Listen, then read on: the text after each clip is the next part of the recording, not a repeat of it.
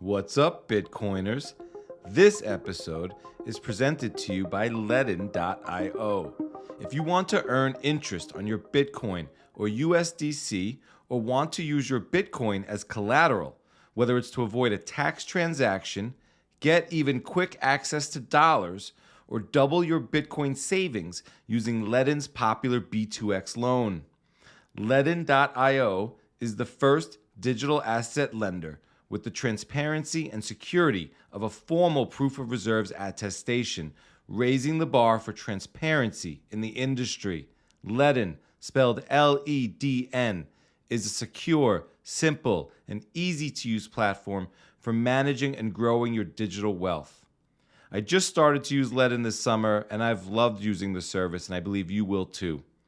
I spoke to the team over at Ledin, and they agreed that listeners will get an exclusive offer where you receive $50 free in USDC if you become a Ledin user and take out a Ledin loan using our exclusive link. To learn more, get started, and get your $50 free in USDC, head over to start.ledn.io/Bitcoin Matrix. And now, let's enter the Bitcoin Matrix with Tomer Strolight. Tomer is on a mission to destroy the lies that are imprisoning people. In this very special chat, Tomer reads 4 of his pieces throughout the show. We cover and then discuss Rich or Poor, Bitcoiners have what money can't buy. Bitcoin is a test. Why everything that should hurt Bitcoin only makes it stronger. And why Bitcoin is the most important thing happening in the world right now. I hope you enjoy this conversation as much as I did, as Tomer really brings the wisdom, beautiful insights, and his calming demeanor in this fantastic rip.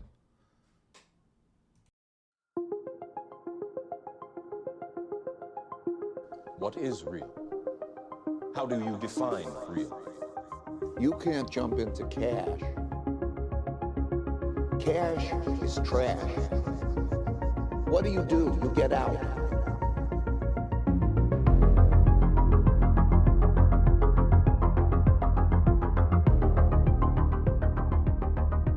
Rich or poor, Bitcoiners have what money can't buy. The things money can't buy. Let's talk about the things that money can't buy. Money can't buy honesty. In fact, people who are trying to persuade you to give them your money are often not being entirely truthful with you. Money can't buy friendship. You can't walk into a store or a bar and buy a friend, someone who shares your values, who respects you, who you respect. And for the same reasons, it can't buy you love, which is an especially deep form of friendship. Most of all, money can't buy you things that are within yourself. It can't buy you self-esteem, intelligence, courage, or integrity, to list a few. Give an insecure person a pile of money, and they will squander it, either in showing off to others or in self-destructive pursuits. Give money to an intellectually lazy person, and they will not become any smarter. Give a coward money, and he will only have one more thing to be afraid of, losing that money. And give a cheater money, and he will try to use it to hatch some dishonest scheme by which to get more. The things money can buy. Money will buy you a nice outfit, a great haircut, a fancy car, and a beautiful house. But happiness itself will remain out of reach without genuine friends and lovers who you can trust, and without being able to love and respect yourself. Money does not in fact buy happiness, not on its own. It's not sufficient. Why do we work so hard for money then? Why do some people measure their worth in dollars? It is true that we do need many of the things that money can buy, like food, shelter, clothing, and even entertainment that makes us a little happier. Money can be an enabler. It can be used to purchase things that satisfy basic survival needs and thereby afford us the time to pursue these other values which money itself cannot buy.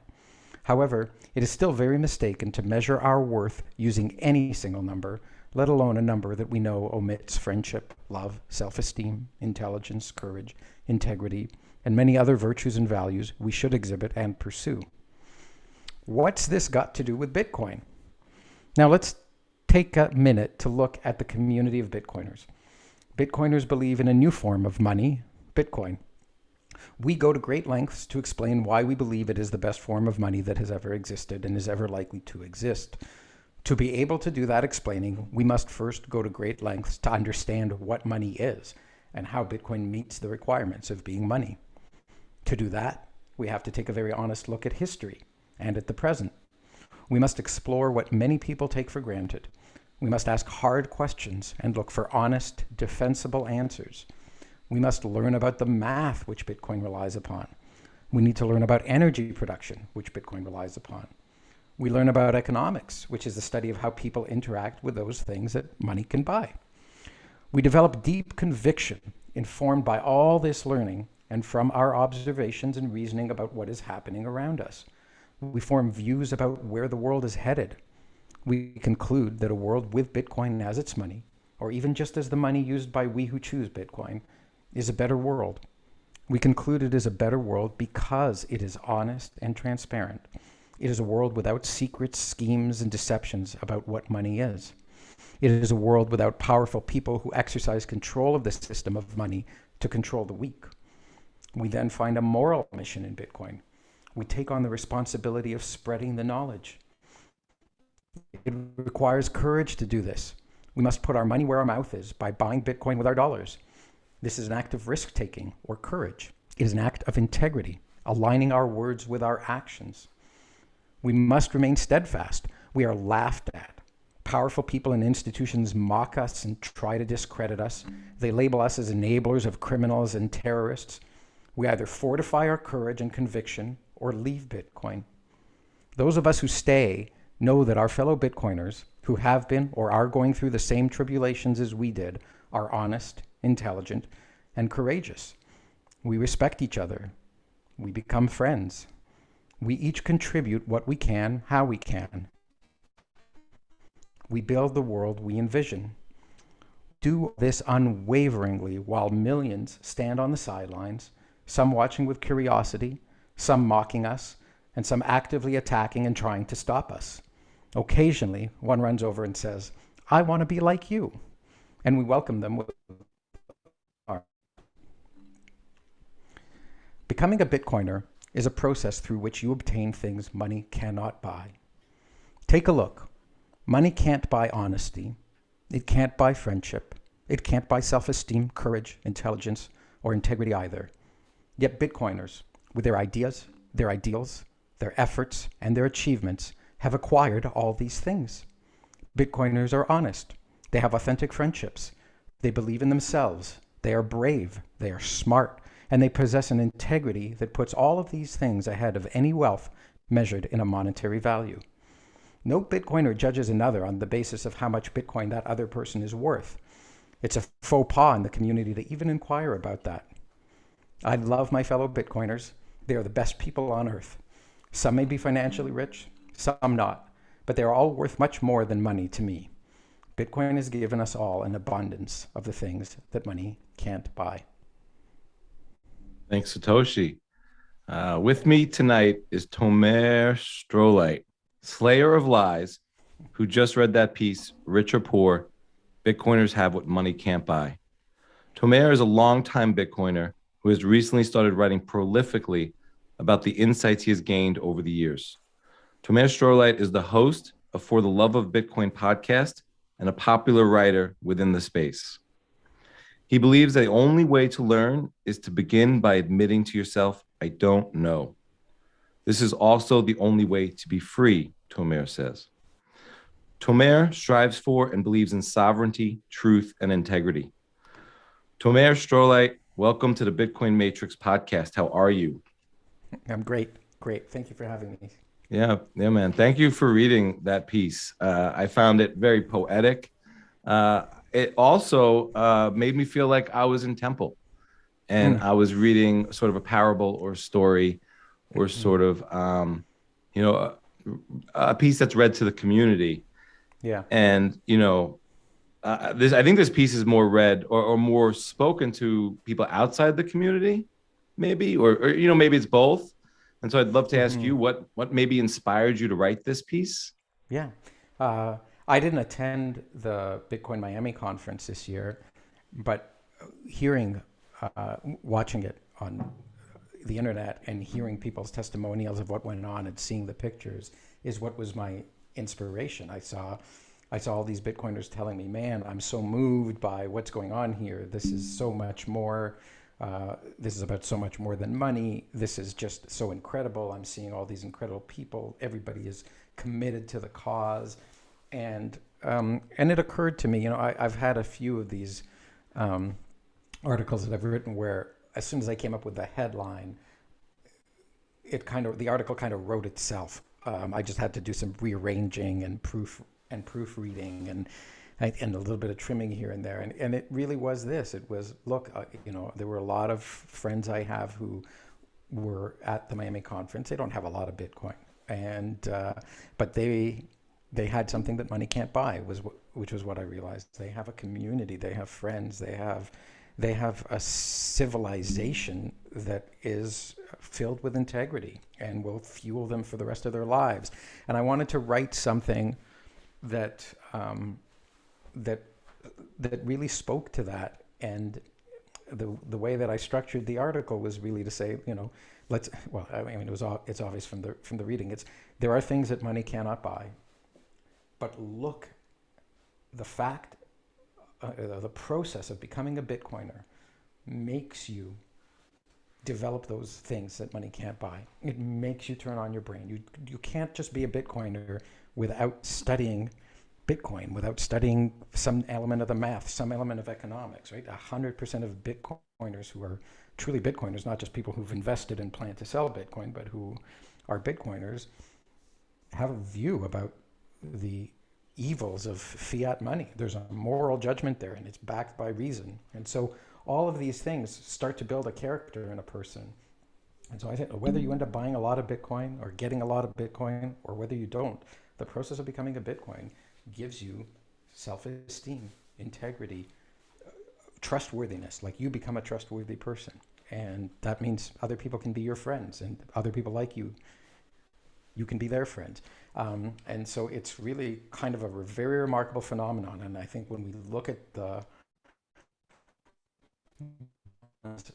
friendships that are formed in the Bitcoin community, it's because of the process of becoming a Bitcoiner. It's not that all these already great people who already knew economics, who already were cryptographers, who already had interest in all these things, suddenly came together where they were just waiting for Bitcoin. No, Bitcoin changed us.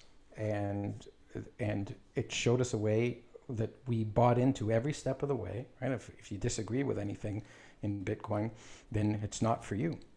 But we've all agreed that this thing is beautiful because we've taken a look at it, and it's just, and it's legitimate, and it's moral, and so we've got a lot of conviction in what we do, and we're on the same team, and we're fighting for the same thing.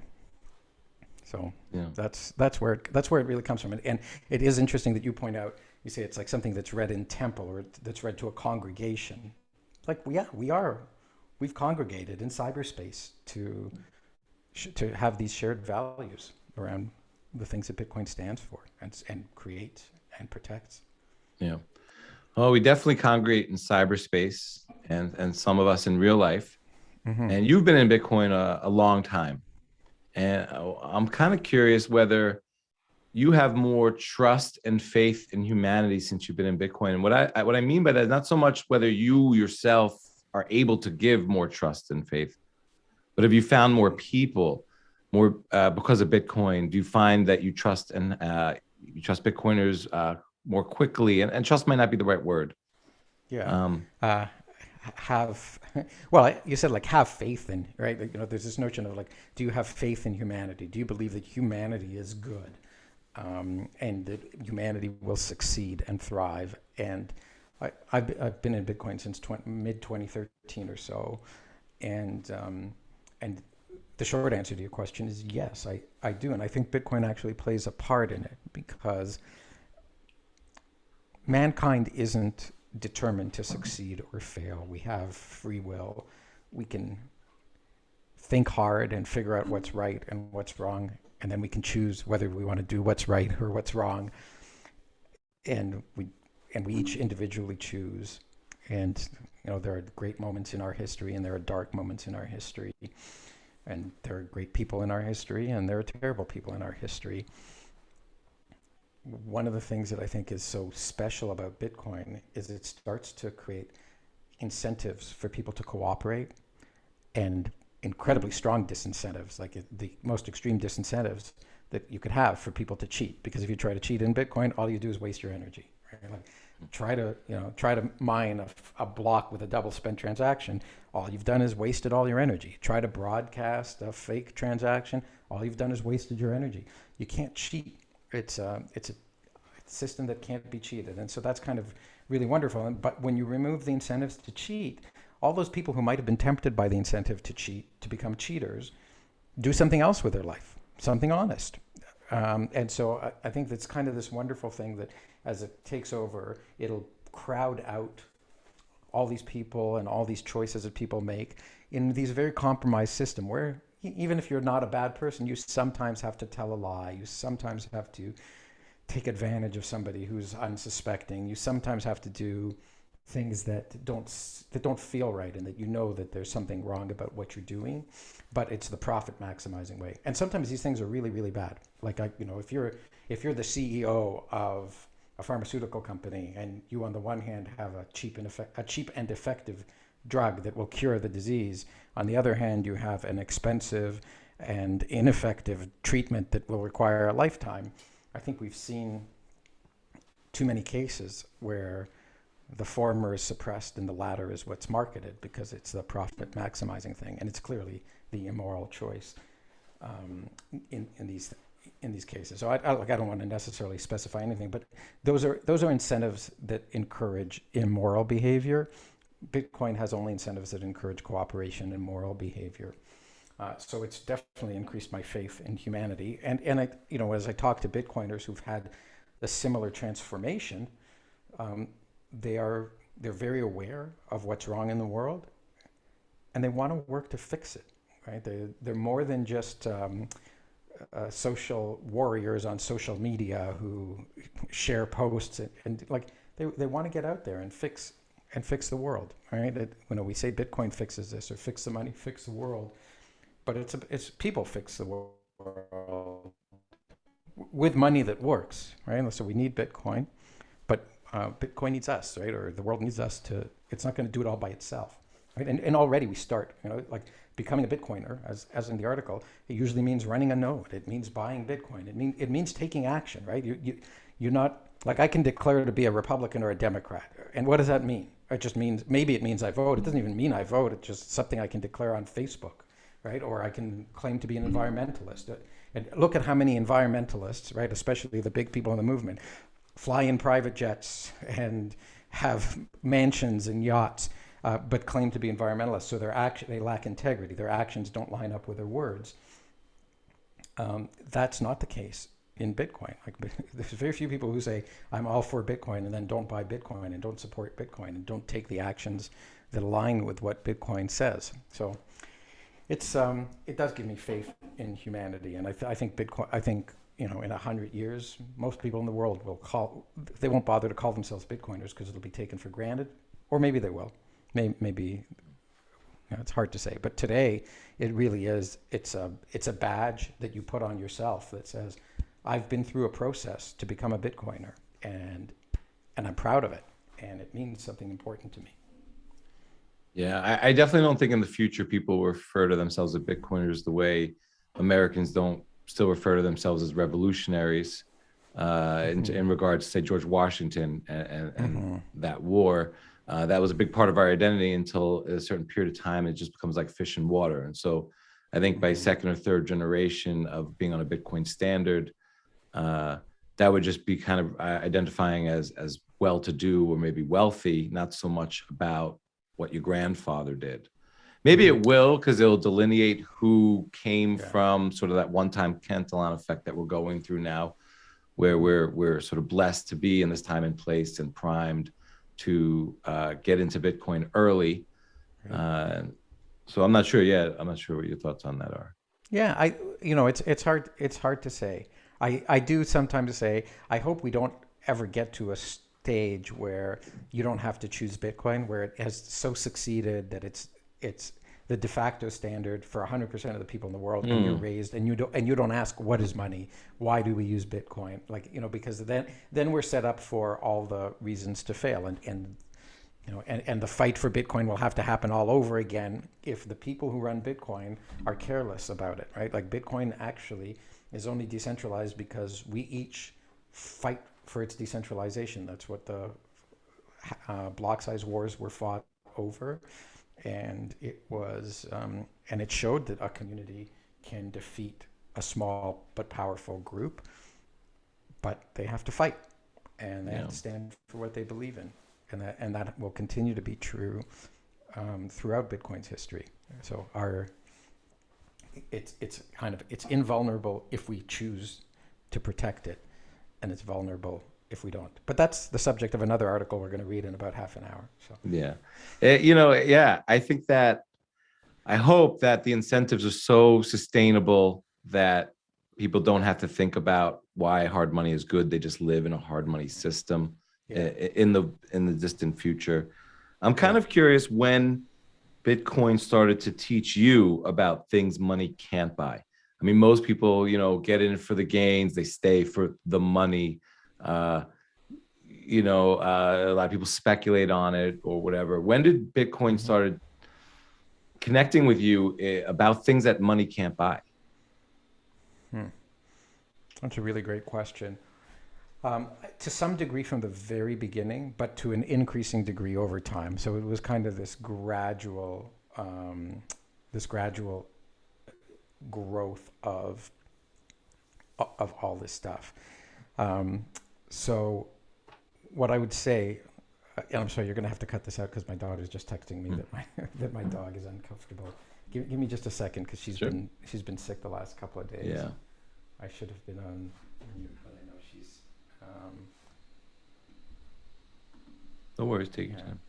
Okay.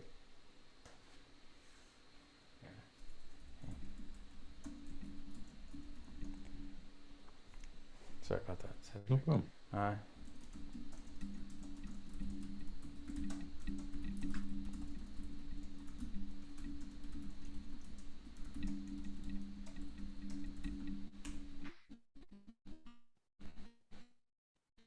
Okay. All right. Sorry. You were asking. When did Bitcoin start teaching you about things money you can't buy? About the things money can't buy? Yeah, I think that to some degree from the very beginning there were some parts. Like I was at first fascinated by, well, can this thing be money and how much money might it be worth, and trying to study, well, what's the math behind it and how does it work? But it wasn't long after that I started to tie it into philosophy and the morality of philosophy, because here it was money that can't cheat. And like the second you use the word cheat, you've entered into the realm of morality and the realm of integrity. And it took me a long time to put these things together, right? Like I've been in the rabbit hole and falling deeper and deeper for years and years and years. And I think there were all these things all over the place. Like the reason I loved Bitcoin was because it was this truth machine. It was this incorruptibility machine, and it was incorruptibility on something that's so often corrupted, which is the dealings with money. And again, it immediately takes it up from this is about getting rich to this is about integrity and incorruptibility, and all of these ideas just kind of I marinated in these ideas for years, and they eventually started to come together until it was like only in February of this year that I decided I was really going to start writing, and I think it was only in March that I started writing. And so it's been like 6 or 7 months, but I've been writing. I've had I was like constipated or pregnant with 8 years of ideas that just started to come out, and so it's all sort of coming out right now. Yeah. The analogy I think of there is, I've heard before, a boxer will never fight as good as before his first heavyweight, his first title. Because, it's you're putting everything into it. And, or like a rapper will have his best album, his first album, because it's like, maybe he's 25 years old and has 25 years of experience. And then when you come out with the second one, you only have 6 months or a year to then digest what's happened and come up with new material. The reason I asked that is, you did write about how, give an insecure person a pile of money and they will squander it. either in showing off to others or in self-destructive pursuits. Give a coward money, and he will only have one more thing to be afraid of: losing that money. And I think that really just speaks to one's relationship with money. Yeah. And I think in a lot of ways that drives how you either retain or save money, the risks you take. And you ask another question, and I want to ask this directly to you, is why do we work so hard for money? And why do some people measure their worth in dollars or even Bitcoin?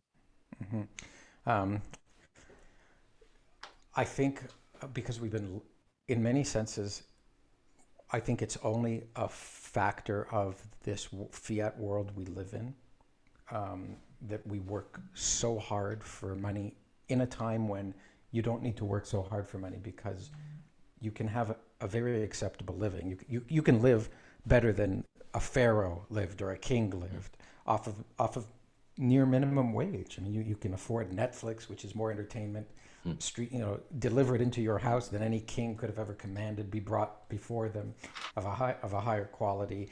You've certainly aren't going to suffer from a lack of access to food and calories. You have climate controlled environment. You may or may not have air conditioning, but you certainly have heating if you need it. You have a roof over your head, four walls around you. So like, we live in a time where we take it for granted, but people used to die young because they didn't have any of these things, and die from diseases which we don't die from at all anymore. So we have this really great life, but we are lustful for the lifestyle of the rich and famous. I always view, there was a TV show in the 80s that came on that was called Lifestyles of the Rich and Famous. Some people are too young to remember it. And I've kind of viewed that as this turning point in the fiat era, that fiat had been around long enough, and people were starting to get so extravagant with their lifestyles, and it was starting to get on television, and the whole thing kind of ran ahead of itself, and we started to see what people who live in Beverly Hills live like, and it was preposterous. But it lured us, right? It tempted us to say, oh, maybe I want a Rolls Royce, maybe I want a mansion, maybe I want some fancy painting, maybe I want some fancy chandelier, so on and so on and so, and a Lamborghini, right? That's the Lambos meme. And so I do think some people have lost sight of what's valuable to them, and they work so hard for the money that they forget what it was that they were after in the first place.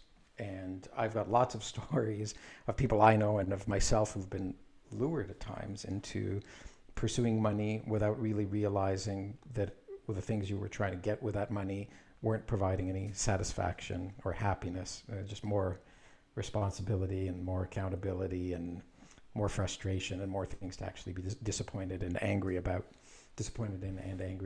So I think we need to be careful. Like, we do need to work for money to take care of the basic needs that we have and of the things that we really truly are passionate about achieving. Like, if your mission really is to go to Mars, you do need to work hard for a lot of money, and not just money, but developing the know-how to get to Mars. But if you just want to live a ordinary human, and not ordinary because it's extraordinary to be alive, but a normal human life where you fall in love with somebody, have kids if you want, raise them lovingly, have friends, hang out in a backyard, have a barbecue, like these normal things, which are very satisfying. You need to know where to stop chasing the money and start enjoying it to do these things.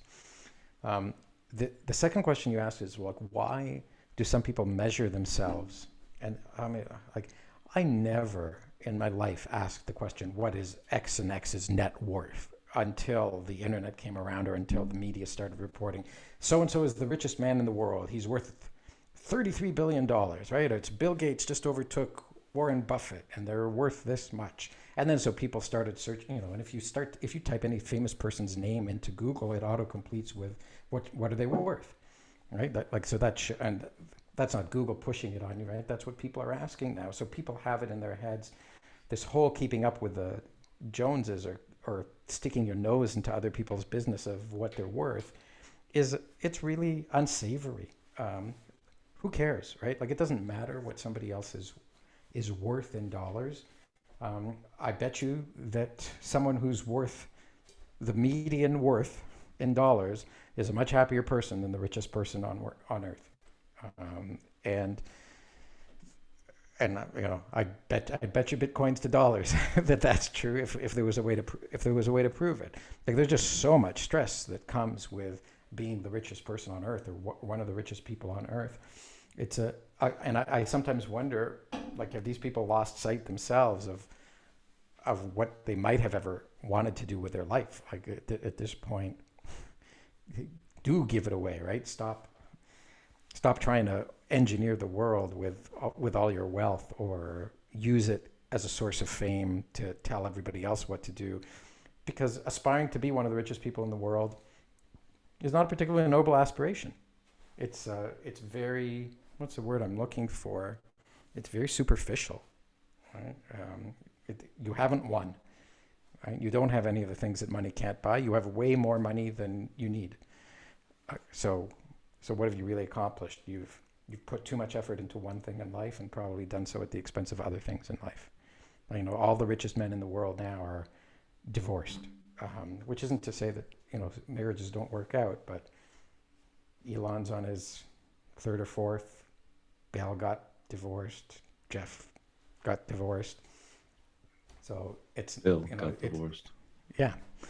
So it doesn't guarantee happiness. I don't mean to try to use that as the one metric of happiness, but these people don't look happy to me. Yeah. I am old enough to remember Lifestyles of the Rich and Famous with Robin Leach. Okay, yeah. And I do remember the 80s and Wall Street and greed is good. And that's kind of a twisted thing, because I think in some ways greed is good with something like Bitcoin and the incentives it drives.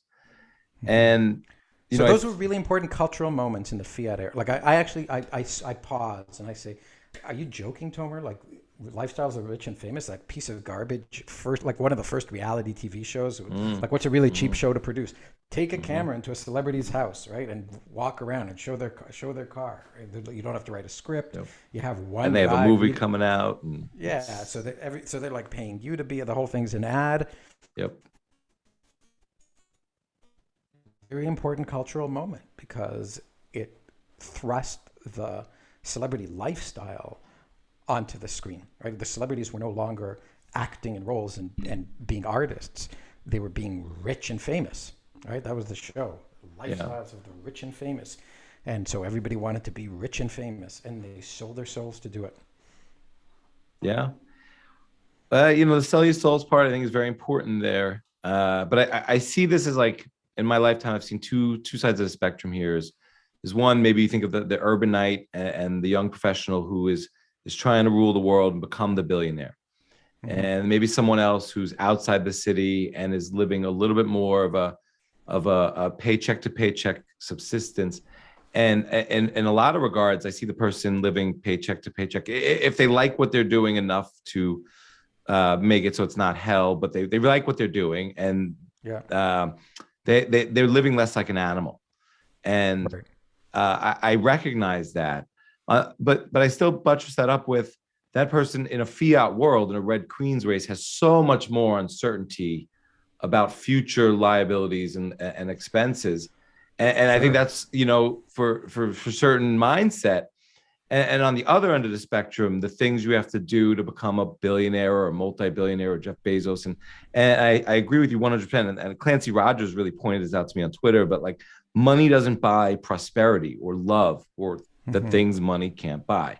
It does help, but one thing it does buy, and this could be for good or for bad, but it buys generations of time for your heirs and multi-generations ahead of you. And I imagine, there's one part of me that, especially when I was younger, I was like, all right, well, Bezos's kids, maybe they waste this time, but they're taking, maybe 1-2 phone calls a month to settle the family affairs, and then go skiing for a month, and then go to the Hamptons for a month. And I don't think that's a horrible life if you don't let it get. It's not a great life. If you see the lives of children of the, it's generally bad. It's pretty bad. But you're buying opportunity for that. Well, but you may be, you may be better off. Like, again, there's no guarantee that it's better off to have money. Like, I agree. You die of a different thing, right? If you're in poverty, you might die of hunger. If you're in tremendous prosperity, you might die crashing your Lamborghini while you're high on Right, or cocaine, drug overdose, right? or Yeah. So it doesn't clean these things up. It doesn't fix your character. It doesn't give you a purpose in life to be given a lot of money. And again, this is something that we miss. And the comeback you or someone else would come back with is, but it gives you the luxury of being able to pursue your purpose in life more easily because, if you have all this money, you might have all this capacity. Well, it is a knife that cuts both ways, but it brings around to me this idea of this thing called Bitcoin, which is the reason that for the person working the middle class job or trying to get a middle class job and work it and earn enough to live a decent life and be able to retire at a reasonable age and to take a reasonable vacation, not on a private jet to some Pacific island, but just to go to Florida or someplace nice and take their kids to Disney World once or twice while they're still kids. Like these kinds of things are totally possible when we don't have the fiat money standard and we have a Bitcoin standard instead, and people get paid with money that's reliable and doesn't dissolve in their hands like sugar where they try to save it and they're required to invest it, which is really to gamble it with some advisor who really is just a salesperson. Like our system is broken and it causes what we think are some kind of injustices. It make us think they'll be fixed if we have lots of money, and we're really trading one set of problems for another when we have a lot of money because our money is a lie. And so you either have not enough of the lie or too many lies, and then you become desperate to protect it, right? The man without courage who's becomes afraid of losing his money that I spoke of in the article. If it's a big responsibility to be handed a lot of money, and many second and third generation wealthy people have lost all their money for that reason. There's not enough structure around them. There's a saying that goes from shirt sleeves to shirt sleeves in 3 generations, which is meant like you barely had a shirt on your back, you made a ton of money, and then and your grandkid is back to just the shirt on their back because they blew it.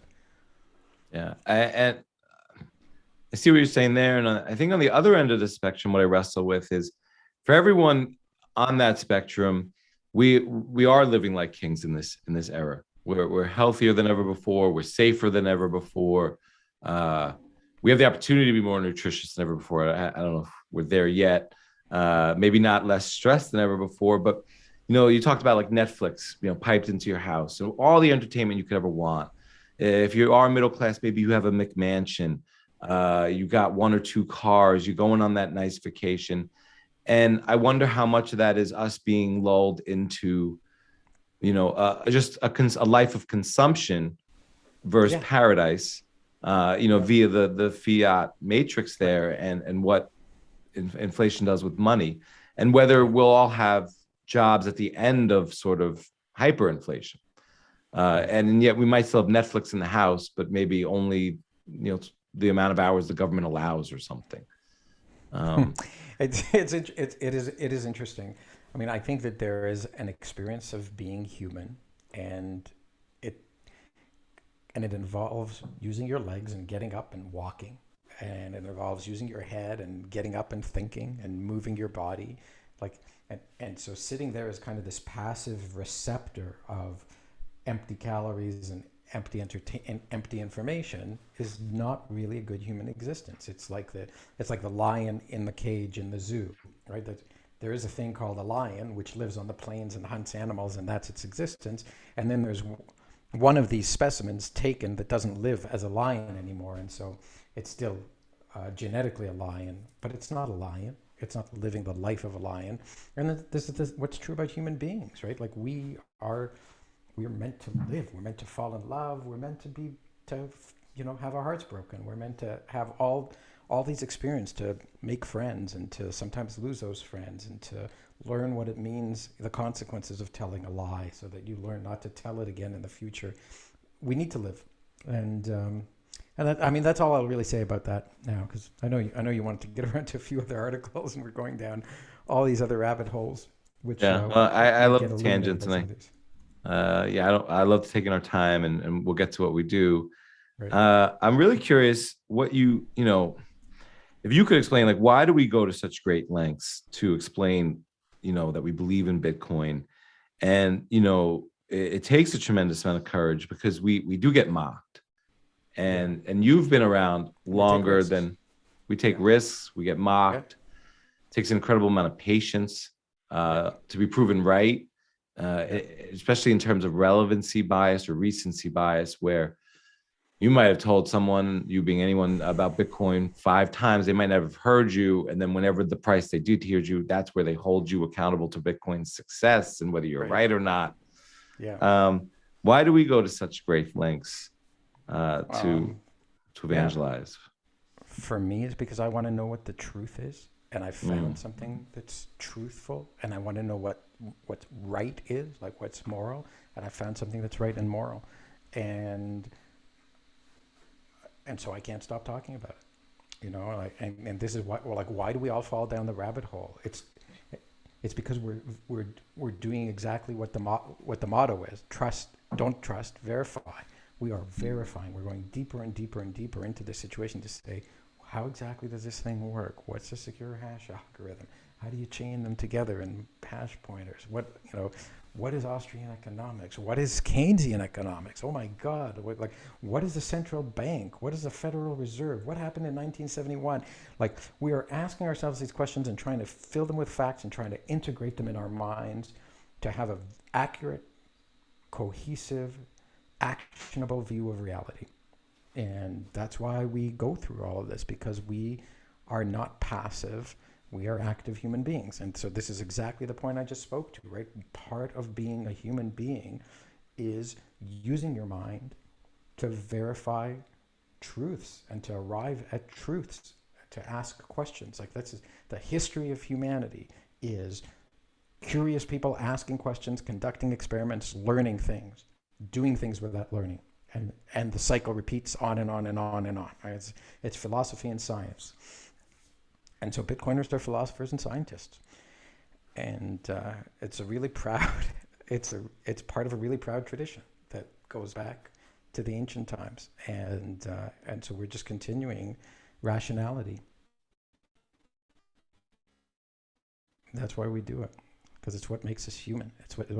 It's what is the part of humans that's the good part. Right? It's the part that, when you look at the eras in history that were the best eras to be alive in, these were the eras where reason ruled the day. They were ancient Greece. They were the Enlightenment, the Renaissance.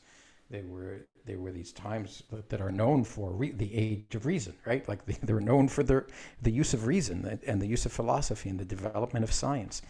And this is, in the fiat era, took us off of that standard. It made arbitrary decree as opposed to valid facts, true scarcity, true economics, true supply and demand, what drove our civilization. So now we have all this ridiculousness in the media and in medicine and in education, where lies are positioned and narratives are tried to be built. Narrative being some substitute word for myth. Right? Like a narrative is what kind of lie somebody is trying to tell us, what kind of myth somebody is trying to create. And that's awful. And civilizations collapse when they lose sight of reality, lose the plot of reality. And so our civilization has been collapsing, slowly first since 1971, but very rapidly recently. And Bitcoin is something that will reverse the direction, right? And put it back in the right direction, the direction of reason and rationality and goodness. Yeah. I do think we're seeing the controlled demolition of democracy right now. And I think it's actually been sped up by Bitcoin's existence or its birth. One of the things I really love about this article, though, what really struck to me is the final sentence: Bitcoin has given us all an abundance of the things that money can't buy. And we've outlined those things. But I can't agree more. And it's so true. And I felt that from my first little stack of Satoshis, and, getting off of their ledger and having something that can't be debased. Yeah. And what it really speaks to, though, is I was just at BitBlock Boom, and Parker Lewis was doing a presentation on how to, teach Bitcoin in one lesson. And one of the things he was going over there was anchor, and really anchor on the 21 million maybe, and digital scarcity. And when you think about technology, we've never had digital scarcity before, but technology always brings us an abundance of things that are scarce. And I haven't felt that so much since Bitcoin, an abundance of things that are scarce. I mean, I had love before Bitcoin in my life and amazing things in my life and family and friends, but I feel I'm, the expression stop and smell the roses. I'm more connected to those things. I can sense those things more because I'm less on the hamster wheel of just trying to keep up with inflation and putting all my thoughts, even when I'm not working, into how do I protect my what little money I have and make sure it doesn't get debased. And I don't know if I ever really even thought about it in those terms, but you just instinctually, it's like either I'm going to use this money to buy something to consume, or I'm going to invest it because there is no savings in the current model. And I'd love to turn now to another one of your fantastic articles, Bitcoin is a Test, because a lot of the questions that I have now are just relevant to that and building on what we just discussed. So if we could jump into that. This is the short one. I'll say something about it after I read. I'm so excited to let you know that we've added another sponsor here on the Bitcoin Matrix podcast. Over the next several months, I'll be sharing with you all sorts of information about the Bitcoin 2022 conference, which celebrates Bitcoin over 4 days, April 6th through 9th, 2022, with 4 different passes. The 4 days include Industry Day, 2 days of main events and speakers, and lastly, a Festival Day, which is a day of music and networking. Prices will continue to rise over the next few months, so get in early and use my affiliate code for 10% off. That affiliate code is Cedric2022. The affiliate link is tixr.com/PR/Cedric2022/26217. I'll put this all in the show notes for you to use and get 10% off your tickets to Bitcoin 2022. I went last year with my wife and it was so dope. We really had an unreal time, so much fun. And from what I'm hearing from the team is that next year will be way bigger and better. And those guys over at Bitcoin Magazine always come through. I can't wait to see you there. We'll grab a beer. And now, back to the show with Tomer Strolight, the Slayer of Lies. Bitcoin is a test. Bitcoin tests you. Bitcoin tests your curiosity. Bitcoin tests your intelligence. Bitcoin tests your patience. It tests your character. It tests your honesty. It tests your integrity. It tests your courage. It tests your willingness to take risks. It tests your care in avoiding unnecessary dangers. It tests your ability to distinguish the truth from a lie. It tests your conviction. It tests your skills. It tests your creativity. It tests your independence. It tests your relationships. It tests your priorities. It tests your mind. It tests your body. It tests your soul.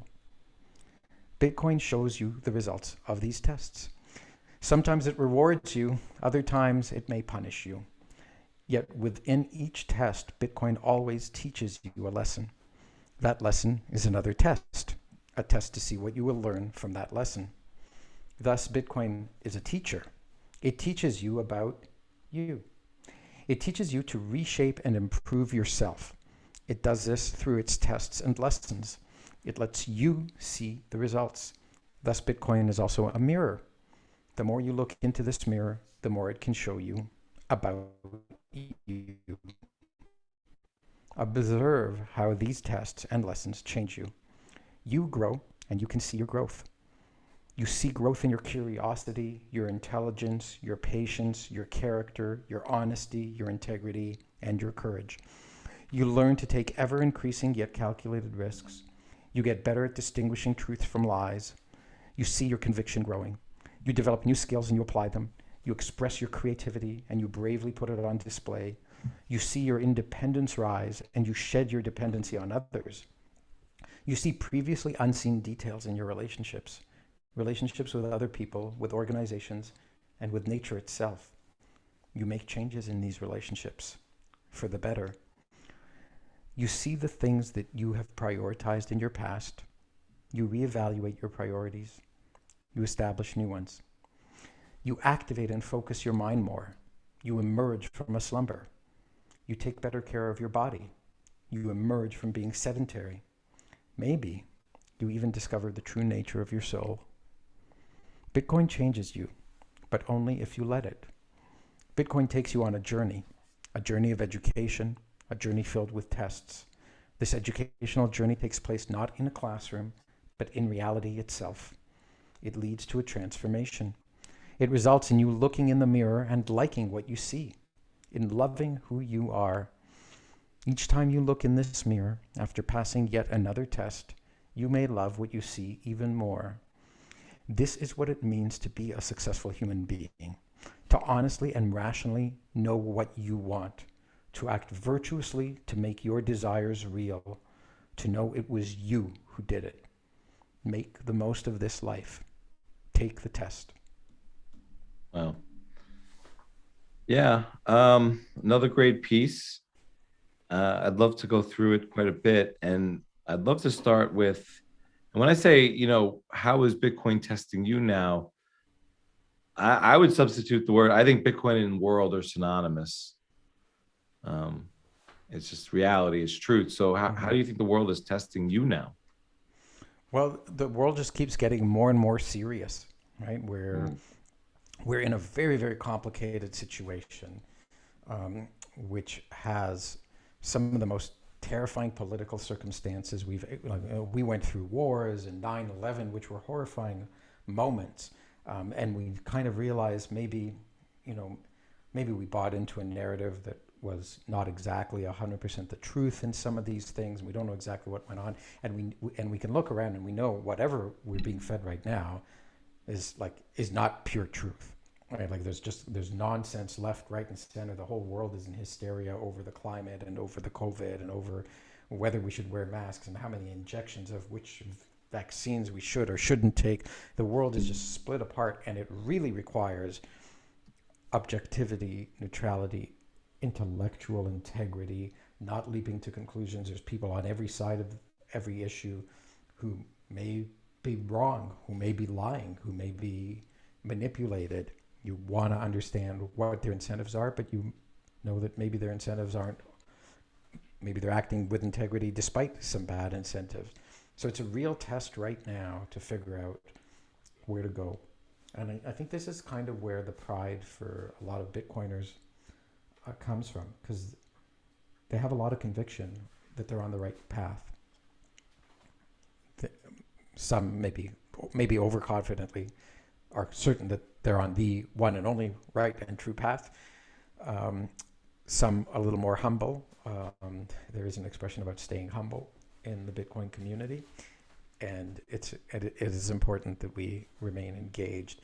But the world is testing in all kinds of different ways. Like every family that I know of just about has people within it who are in disagreement over some of these fundamental issues that are going on. It tests your ability to be understanding. The world right now is very much testing our ability to be accepting of disagreements between us and the ones we love and who are really, really important to us. And is it important that you're right, or which is more important, that you're right or that you continue to get along with the people that you love? That doesn't mean necessarily compromise some value that's really fundamental to you, but at least be prepared to accept that different people have different conclusions about the situation that's going on around them. And they may be wrong and you may be right. Stop loving them as a result of this, or can you accept that they're going to have different opinions and different conclusions, and may not be as smart as you, or may not be as curious as you, or may not be taking the same tests as you in the same order as you. So that's a test as well. I think when I wrote this article, there's two things I really want to say about this article. One is I always share these articles with a broad group of people, and usually people don't necessarily comment who aren't Bitcoiners on some of these articles, but often they do, and they say, "Oh, that was a good piece of writing." This one was one where I got two very different reactions. Bitcoiners were like, "Tomer, this is the best article you've ever written. I totally agree with it. It was just the most amazing thing." And people who weren't Bitcoiners said, "Tomer, I'm completely mystified by what the hell you're talking about in this article. How does Bitcoin test your curiosity? How does it test your patience?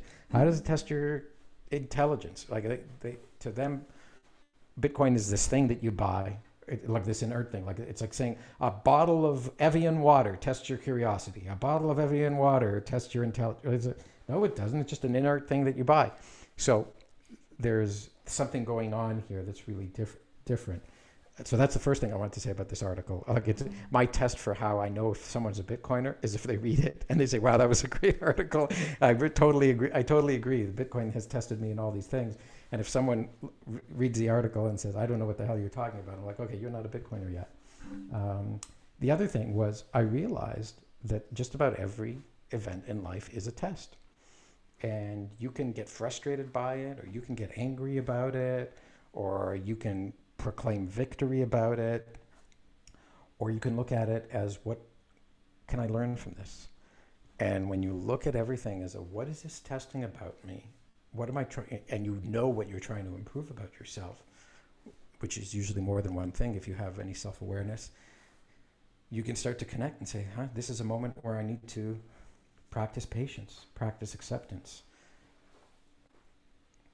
practice emotional control, practice taking a problem away and thinking harder about it. Whatever it is that your challenges are, everyone's got their own practice, not getting triggered by something, not letting something cause anxiety in me. There's so many different things, right? And everything, if you start really looking at life as this set of benevolent tests, right? Like not a test that if you behave in the normal way, then you learned, you still behaved in the normal way. But if you now can say, well, how can I do better this time or next time from what I learned from this test, it really is remarkable. So in that sense, Bitcoin's no different than everything else in life. But it is because it is such a test. It's so revolutionary. So you have to learn how to do everything in it. There's so many shady characters all around in the crypto space and in the banking space. And there's so many people who don't understand it and people scoff at it and mock it. So you have to really, like one of the tests is, am I going to get intimidated by somebody laughing at me? Or am I going to have conviction to pursue the truth regardless? And that's a test that all Bitcoiners face. Am I going to be tricked into buying something that masquerades as something than Bitcoin or pretends to be better than something that is Bitcoin? Like you have to answer. That's not an obvious answer, right? Like for you and me, I bet we probably both agree that all these other projects are shit. But it's not, for me, that's not because I've decided that it's shit without studying it. I understand what Bitcoin is really, really well, and I've looked at these other things, and I can see exactly where the traps are and what mistakes they made, or also what deceptions they participated in and they crafted. But that's very hard for a lot of people to do, because you have to, I know what I need to know in order to know this. It's a lot. Like I had to learn a lot. I had to learn cryptography and economics and mining and like all this other stuff to know that just this one little part of this one other coin is a scam. So it's very hard, and that's why I say this thing is a test. Life is a test. I mean, this has always been the case, right? Especially in harsher times when there were fewer laws and it was more of a Wild West, I think of the opening scene of the movie Aladdin, whether it's the animated or the feature-length film, and Aladdin's running through the markets and everything's chaotic and he's stealing and you could get your hands cut off. And this was life, right? People ripped other people off. People killed each other. You had to survive. And you had to use your wits to live in the streets, and it wasn't this simple life. And so people got tested a lot in life. They built a lot more character than maybe we have. It's interesting to see that Bitcoin is this accelerator of building character and testing you, and that's really so Bitcoin's like it's an intensifier of you being tested in life and learning, and we're learning hyper quickly as Bitcoiners. Yeah. I'd love to hear, you mentioned compromised values, and we're talking about Bitcoin as a test, and we mentioned Bitcoin 2021 before. I'm assuming you wanted to be there and that it wasn't of the notion of like, hey, I'd rather just stack the sats, which I think is honorable and makes a lot of sense if right. That's the approach. Was that a test, not being able to go where you wanted to go? Yeah, it was this choice. Like the reason I couldn't go was I had to be here to take care of my daughter who wasn't well, and my wife who had a condition where she couldn't take care of her. So it wasn't a very hard test. The test was, would I resent them for it? right? It's not their fault that they're sick, but I couldn't do the thing that I wanted to. So I could have had a chip on my shoulder over that, but it's not their fault, right? So like this was really the test. I really wanted to go. And I have obligations to the people I love. I mean, and we were just talking about this exact same thing.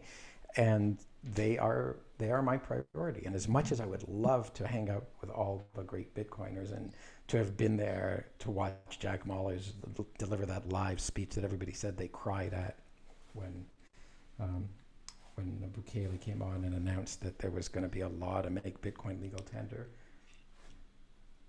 I wouldn't trade being there for having betrayed the care that I owe my family. So a test, and again, not the test in the choice, but the test in how I perceived it, right? Like it's very easy. It would have been very easy for someone making that choice to resent having a family because they're an obligation rather than a blessing in a circumstance like that. But they're a blessing, and I'm very blessed, and I love them very, very, very much, and I wouldn't give them up for anything, including getting to go to Bitcoin conferences all year long. So it's, but a moment like that makes you reflect on that. Yeah. Well, as you mentioned, Bitcoin is transformative. It is a journey. The other thing I love that you wrote about in the article is it lets you see the results, proof of work. It makes me think about truth. And I also really dwell on a lot lately how I think, people who hate the truth or liars just hate Bitcoin. And I sometimes see a trend there with people who aren't really friendly to the truth. You bet. Don't love Bitcoin.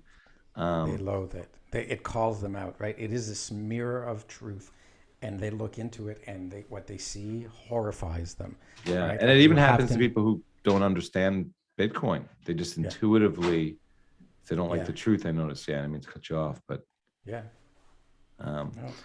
I'd love to get into a tweet thread truth bomb that you dropped today. Okay. This one's 13 tweets. Oh, I know which one you're talking about. Yeah. So I don't have it in front of me then. So I'm going to read this one. Okay, good. A thread on everything. Bitcoiners are interested in reintroducing integrity to many industries. We are not alone. Of course, finance is one such industry. We want to end the debt cycle, inflation, currency debasement, and financialization of key industries. We want to end financial scams. We want to end the requirements to speculate on complex instruments just to try to save money. Integrity in money will end the disintegration of our economy. But that's not all. We want to participate in restoring integrity in agriculture, education, medicine, media, and more. Agriculture has become unsustainable by working against nature. Regenerative farming fixes this. It restores the soil, the nutrients in our food, the balance between plants and livestock. It removes carbon from the atmosphere and puts in the soil and food. What else? Education has become indoctrination. Instead of teaching each child how to think based on their individual needs and strengths, it treats every child like an input into an assembly line. It labels that don't fit its process as having disorders. Homeschooling, Montessori, and personalized education, like in the good old schoolhouses of yore, fixes this. The internet can also replace outrageously expensive and ineffective education with free, lifelong learning. What else? Medicine has become about maintaining conditions instead of curing them. The financial incentive for pharma companies to see you on lifelong prescriptions instead of taking a cure is off the charts. Taking personal responsibility for our health and pursuing cures fixes this. Psychedelics play a role in the mental health epidemic. Returning to the roots of when we were physically healthier does too, like eating nutrient-rich food. What else? Media has become about spreading fear and lies instead of exposing problems. Media's incentive is to have you glued to the screen 24/7 out of fear rather than quickly informing you and then letting you go about your life. Algorithms try to addict you to digital media and distract you from actual truth. It doesn't help that your education was indoctrination, that your food is low in nutrients, that you're popping pills and supplements, and that you're deep in debt. Best fix I can see for media is that Bitcoin fixes this too by drawing you away from this poisoned mainstream media and into consuming media from a cleaner stream. But stay away from crypto because that is just as toxic. What else? What else am I missing or wrong about? What other industries are disintegrating because of a lack of integrity of the people in them? What terrible incentives have been introduced to make them this way? What can we do to fix them? We need to fix our civilization. Thank you for coming to Tomer's TED Talk. This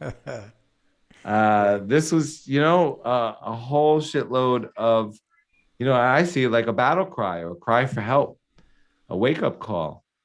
And I think that you're still trying to get through to people who might not be passing all the tests is kind of how I took that. What was your motivation for writing this, and what other things have come up since you wrote it that you've been thinking on? I've been having a lot of conversations with a lot of Bitcoiners about a lot of things, and I wanted to put them all together into one idea that I would share on Twitter, because on Twitter I'm not asking you to read a whole article. And so like a 13 tweet thread is more than asking you to read a tweet, but it's getting people engaged in asking questions. And I think there's very many Bitcoiners who, although they've now passed the first test of it's not just about number go up, it's not just about getting rich, it's about fixing the money. It's like, okay, well, when we fix the money, what else are we actually trying to fix? What else is actually broken? And I just wanted to focus, I didn't want to focus on every single thing. The roads are broken, there's potholes in the road. Like there's so many things that are broken, but these really big things that obviously what is it about money that's broken that we're trying to fix? And so the first couple of tweets in there were about things that most Bitcoiners are already educated about and could agree on. But then I wanted to say, okay, well, let's talk about other things. Did you know that agriculture is broken? Some do. There's a there's a Bitcoiner who goes by the name Untapped Growth. You may have had him. You should have him on your show. And he's all about regenerative farming. And if you start to go down that rabbit hole, and you realize, we've really our food grows on the soil, our livestock grazes on plants that grow on the soil, and the agriculture of the last 50 to 70 years has been very chemical intensive, very plowing the land, disturbing the soil, destroying the things that live within the soil, putting toxins onto, herbicides and pesticides and fungicides, and we've killed the soil. And you can take a look at what healthy soil is, which is really wet and moist and crumbly and filled with worms. And you can look at what's become of most of the soil, which is clay and brick-like almost, and dry. It doesn't absorb water well, and plants don't grow in it well, so we have to put all these nutrients on the surface so that the plants can grow. It's not a sustainable way of farming. And it turns out, without putting all this cost into it, without putting all these chemicals into it, you can actually regenerate the soil. That's why it's called regenerative farming. And crops grow really well on there. And it's not that we have a lack of food, right? Like we already grow. There's 7 billion people on the earth. We grow enough food for over 10 billion. We throw 30% of it away. And so it's not about quantity, it's about quality. And when you do look over the years at the nutrient quality of our food, it's fallen by half to 3/4 in many cases. Like, you eat a carrot now, it's not what was in a carrot when I was growing up. You eat a hamburger now, it's not what was in a hamburger when I was growing up, just in terms of the nutrient quality.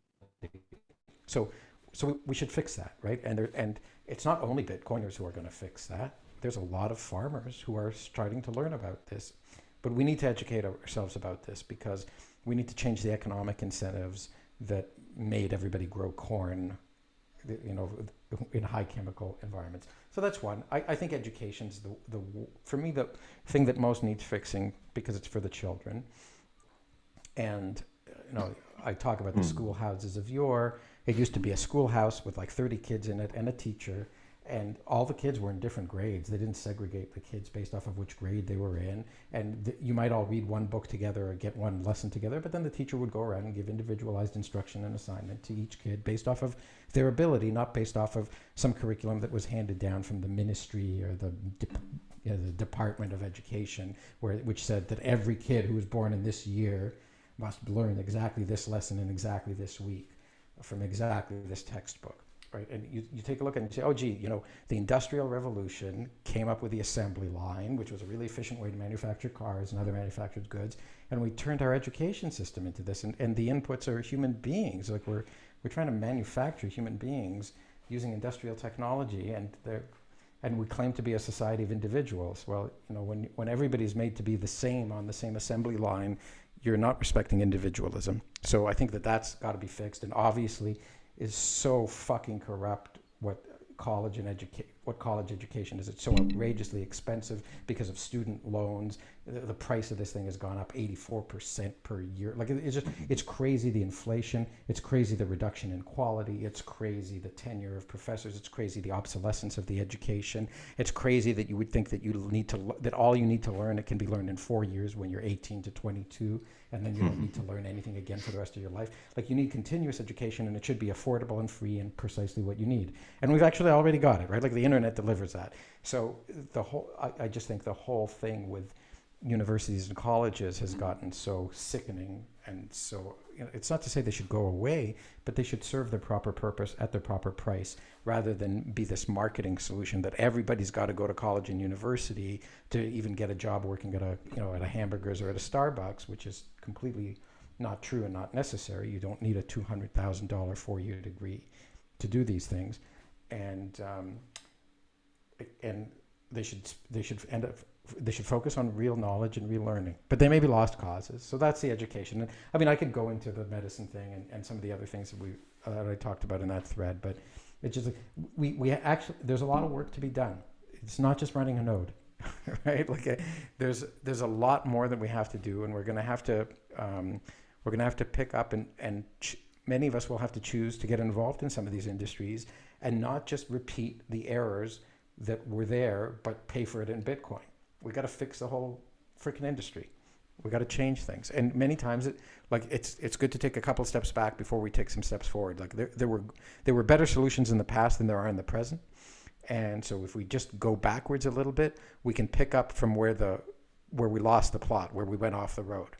And I think that's true in fields like healthcare and medicine, and certainly in education, and what else? And in agriculture for sure. Right, like some of these modern technologies and modern pricings and modern marketing. I think one of the big problems we have is, I have an MBA, which is a business degree, and we overanalyzed business. We overanalyzed what we could do with marketing, or we overapplied what we could do with marketing. We looked too close at the numbers. We try to maximize every single thing. There's even this mantra of maximizing shareholder value. And many people's interpretation of that is up to and including doing immoral things. I think if you're a news channel and you intentionally exaggerate the news all the time to frighten your audience, you've crossed a line, right? You're now being dishonest. You're betraying what the purpose of your mission is.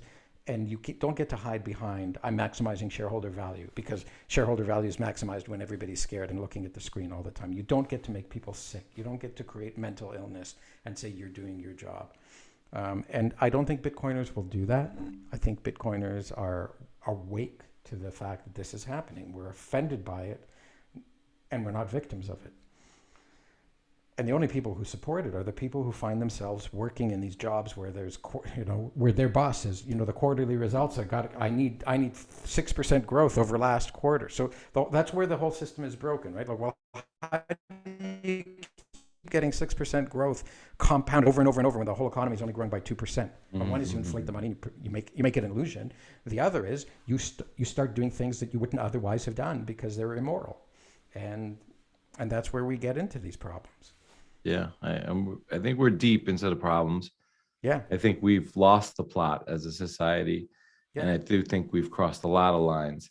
To outline that a little bit and allude to how bad even Tomer might think things are getting before we get into some optimistic stuff. So you tweeted on June 10th, "The villains are freaking out.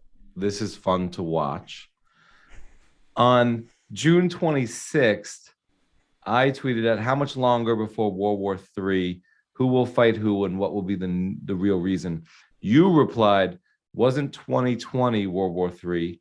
Wasn't it the few free, rational people of the world versus the forces of collectivism, cronyism, and power worship? Didn't it look like it was all over for freedom worldwide? Didn't Bitcoiners resist the forces of evil? Isn't the tide turning in their favor? I would still say those are all open-ended questions, and I don't think those are settled. And then on July 11th, you tweeted, Tomer Strolight tweeted, Slayer of Lies tweeted, historians will say the American empire fell in 1971 when a new dark age began to set upon man, where man worshipped government decrees, true scientific inquiry wound down, and government education replaced true learning. I hope they will say a new age began in 2009, the age of Bitcoin. And I think now would be a great time to turn to your article, Why Everything That Should Hurt Bitcoin Only Makes It Stronger. Cool. All right. Those were some good tweets. All right. Why everything that should hurt Bitcoin only makes it stronger. I wrote this one on March 29th. Bitcoin loves being attacked.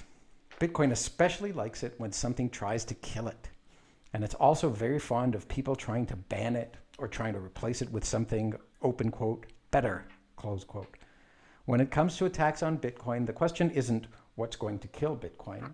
It's what's going to make Bitcoin bigger, stronger, better, and more valuable. Bitcoin thrives when it's attacked.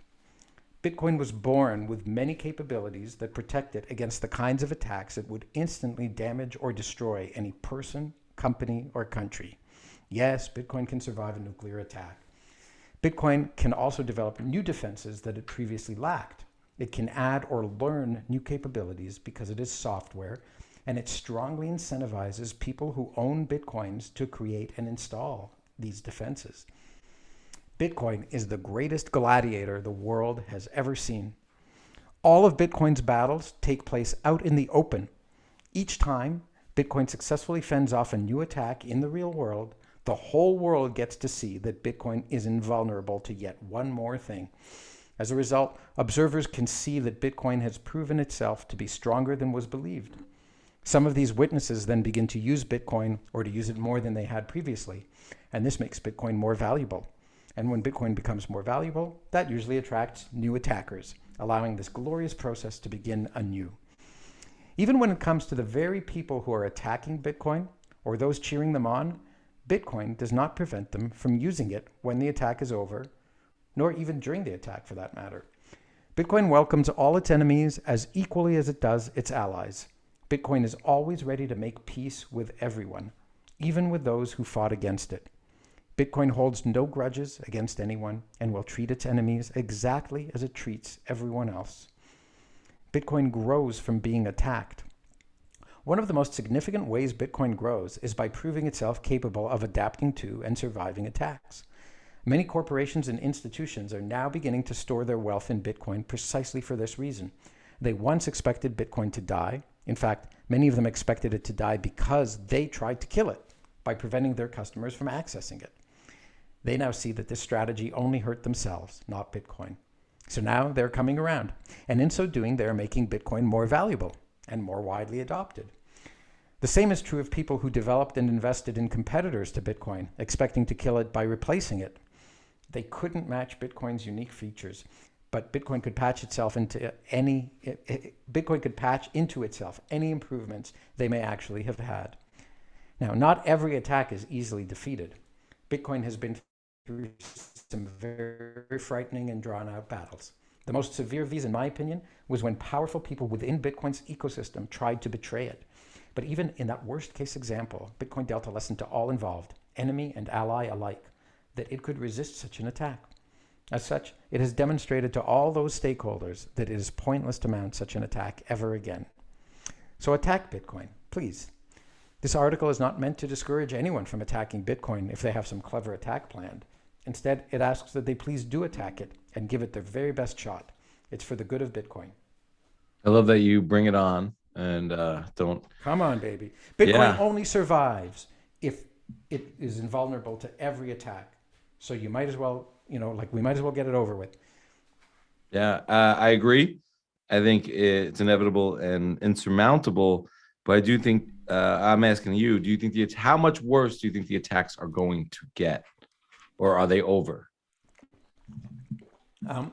Like, so in the sense of how bad can it look like Bitcoin's on the verge of death or dead, even dead? Well, it's looked that way before, right? It looked like its death was inevitable. It looked like all these terrible things were going to happen. And to many people, I want to say, I've always had faith in Bitcoin. I've always believed that the game theory of it was going to pull us out. And sometimes it's been like, I don't know if you were around in the block size wars, but the victory in that one came suddenly and surprisingly. And it was clear to the people who were fighting it that we had won. It wasn't clear to our enemies that they had played a losing hand and that they had even lost at the moment that they had lost. So that was kind of an interesting history. And there's a couple of great things to read. The Block Size Wars, I think, is a book, and I have an article called "Don't Tell Me There Are No Heroes in Bitcoin" that details this and talks about the war that was fought. So we may or may not get into it here. But listen, I don't know exactly, because it's unpredictable, what kind of wars Bitcoin will fight. And the amazing thing is, like, someone could mount an attack on Bitcoin that shuts it down for a day or a week or a month, right? Bitcoin hasn't been down at all since the last time was a very short episode back in early 2013. In fact, before I ever became involved in Bitcoin. So it's been running flawlessly with no downtime for much longer than anything else in the world. I point out, like, even Google this year so far alone has had 4 or 5 downtime events, and they have billions of dollars. Bitcoin has no dollars, right? Bitcoin has no employees. Google has tens of thousands of employees. Definitely has no dollars. Right. But Bitcoin doesn't even have Bitcoin, right? Like Bitcoin isn't spending Bitcoins to hire people to make it work better. Right. It just has the incentives that people, the incentives for people to preserve and protect and keep the thing running in a decentralized fashion, which is what's so incredible, right? Bitcoin never raised a penny of venture capital. And I think this is where some of these VCs are they have a chip on their shoulder. Like, they didn't get to invest in the Series A or the angel round of Bitcoin, because Bitcoin didn't have an angel round and it didn't have a Series A, and it's never going to go public. It was born. Satoshi delivered it to the world, and there it was. And it doesn't need VCs, and it doesn't need marketing departments, and it doesn't need employees. It's really quite an extraordinary thing. And maybe I'm losing my train of thought here, just in my appreciation of how incredible Bitcoin is. But so I'm saying it might suffer an attack at some point that actually does take it down for a few hours, a few days, maybe a week, maybe several weeks. But it'll pick back up and it'll start back up, and and it's like, it has this thing, there's all these websites, like, how many times have people declared Bitcoin dead? And yet if they were right, then it's been resurrected that many times. And if they were wrong, then the reports of their demise have been greatly exaggerated, to quote Mark Twain. So it's really this remarkable thing that you just can't stop. And I've got another article in that Why Bitcoin series called Why Nobody Can Stop Bitcoin, which actually talks about what the mechanics are that prevent Bitcoin from being stopped. But it's the decentralization of the nodes. It's the difficulty adjustment in the mining algorithm. All of these things just make it so that you can't stop this thing, and its unstoppability is why it defeats all of these attacks, which is great. And all these people, you run into like 9 or 10 very common objections. The one that I find the hardest to argue with, not because the logic isn't there, but the people who hold it have this. I'll get into it. It's the people who say the government will stop it. Well, the government will just stop it. And say, well, why do you think the government can stop it? Well, they'll order it stopped. I say, well, they can't order it stopped because it exists outside their jurisdiction. They go, oh, they don't really want to stop that. Sometimes I ask people, I say, okay, what has the government ever stopped? Like, they haven't even stopped the things that they said that they said they were. So things that were completely in their control, like the income tax. They said, oh, we're just going to temporarily institute a 1% income tax. And the thing has run out of control. And, pretty soon it's going to be like 130% of your income with negative interest rates. You have to pay for income tax. they couldn't stop drugs, they couldn't stop weapons, they couldn't stop alcohol, they couldn't stop poverty, they couldn't stop anything that they declared war on. Sadly, even actual wars we're struggling to win right now, despite having a really powerful military. But the government can't stop anything. The government can make things illegal. And, sorry, there's a fly there. The government can make things illegal, but that doesn't mean they stop. That just means they become illegal. They go underground. They become a dark market. But the people who believe the government can stop a thing it's amazing the conviction that they have, despite never in their life having seen the government stop anything. I find that really interesting. I don't quite understand the psychological phenomenon. It's like you haven't inspected close enough, and the fact that I make these arguments to some of these people, I say, well, like what? Show me something the government has stopped, and they can't come up with a single example. Yet they still believe that the government can stop something designed to not be stopped. It's like I don't know how to reason with that person, and I hope that they go away and something comes to them, and that gradually there's a new idea that's taken seed in their mind and will eventually develop into, you know what? Maybe the government isn't almighty, isn't omniscient and omnipowerful, and what's the word I'm looking for? Omnipotent, that's the word. The government isn't omnipotent. Maybe they're impotent. Yeah, maybe those people just want to root against you and Bitcoin and. No, I think they actually believe they carry a belief that these are the same people who vote for the politician who promises this time to give everybody a job, right? Oh, I voted for the last guy. Did you notice that the last guy didn't get everybody a job, and the guy before, and the guy before, and the guy before, and like you can take it to the history that goes before you were born. They're all making the same promises over and over again, and none of them are ever delivering on these promises, but they believe it. They want to believe it. They believe that government has a potency that it doesn't. They believe that we can, by passing laws, change reality. And so I actually think I do know what the fundamental philosophical problem is they don't know what's given in reality versus what's man-made, what's choosable, right? You can't just make wealth for everybody by passing a law or pointing a gun at somebody. You have to work to make wealth, right? Someone has to discover ways to create it, and then people have to do the work. And this is again, it's another one of these things that Bitcoin fixes. It encourages more energy to be created and produced. It can only be produced in exchange for real work. It can't be conjured up by crafty politicians or stupid politicians who themselves believe that they can fix everything, even though they're incapable of fixing anything. And that's kind of what lies at the root. So it'd be wonderful if people understood philosophy. And like, this isn't really deep philosophy. It's like there are things you cannot change, though, the laws of physics. And there are things you can change, like whether you're going to wear a black shirt or a red shirt today, or whether you're going to work hard today or not work hard today, whether you're really going to pursue the truth or whether you're going to be intellectually lazy and let lies permeate your brain. Right? These are important, more important than what color shirt you wear. But you can't change the law of gravity, and you can't change the fact that the state of nature doesn't include wealth. Right? Castles don't exist, homes don't exist, air conditioners don't exist, electrical generating plants don't exist in nature. We have to discover how to make them, and then we have to put in the work to creating them, and then we have to maintain them.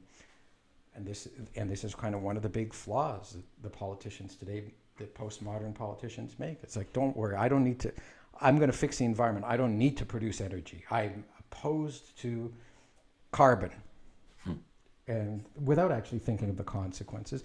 And so you end up with brownouts. You end up with a lack of electricity in states that have more than adequate capacity to generate electricity for everybody. But politicians have outsmarted themselves here. Anyhow, where were we?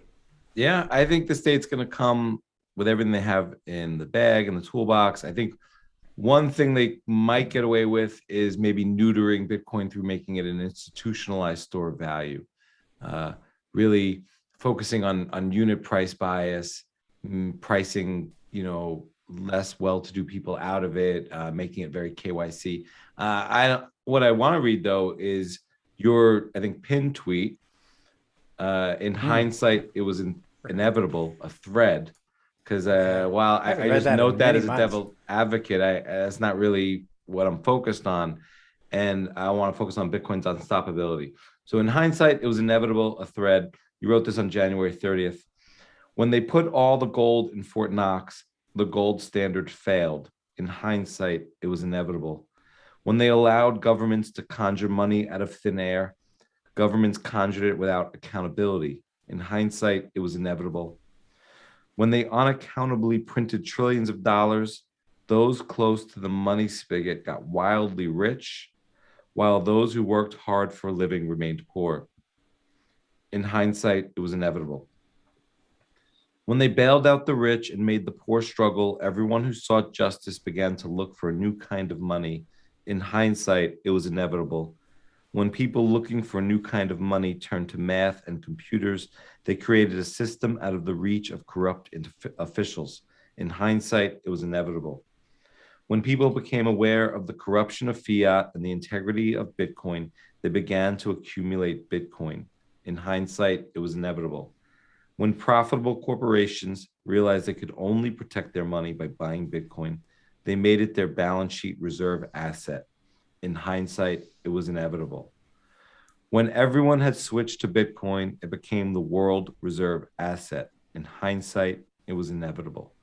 When mankind explored the solar system, they took Bitcoin with them.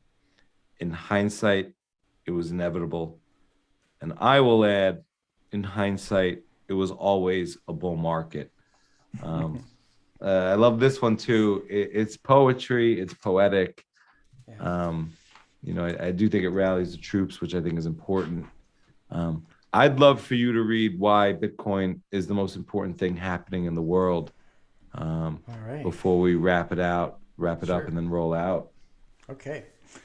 Why Bitcoin is the most important thing happening in the world. I wrote this on April 11th. I published it on April 11th. The magical miracle of money. Money is a tool unique to humans. It coordinates human activities and allows for voluntary cooperation between people on a scale so grand as to dwarf anything that we could accomplish without it. Take a minute to consider any product you recently bought. Think about how many people had to work to get the materials for it, manufacture it, package it, warehouse it, stock it, and ship it. Yet you didn't have to talk to a single one of them. You just had to get some money to one business without having to think about any of this, let alone having to try to organize it. The sophistication of coordinating human activity that money allows for is far beyond what anyone can plan. It seems miraculous or magical when contemplated in this regard. Money creates civilization.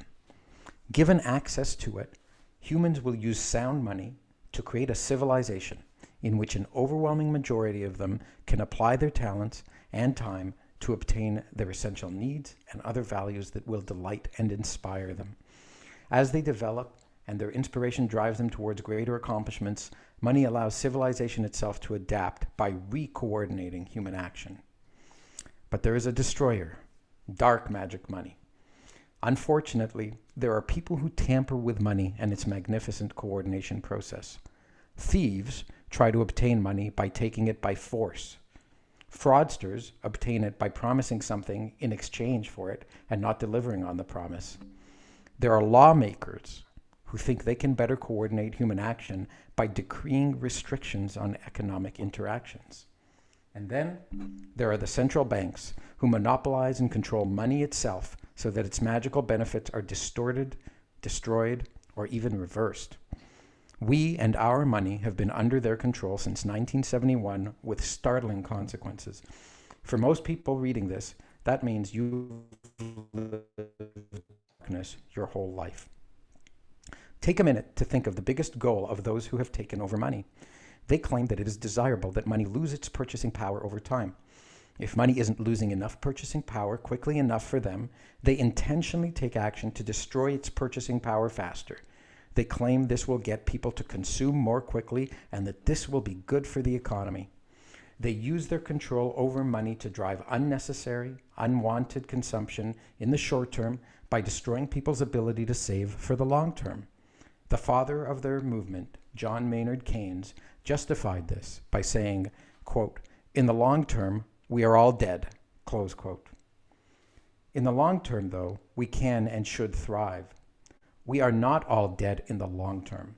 For one, we each live longer, healthier, and happier lives when we focus on the long term and are permitted to plan for it.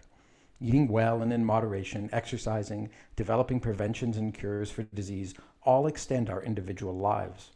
And saving for the future lets us live without anxiety over how we will care for ourselves later in life.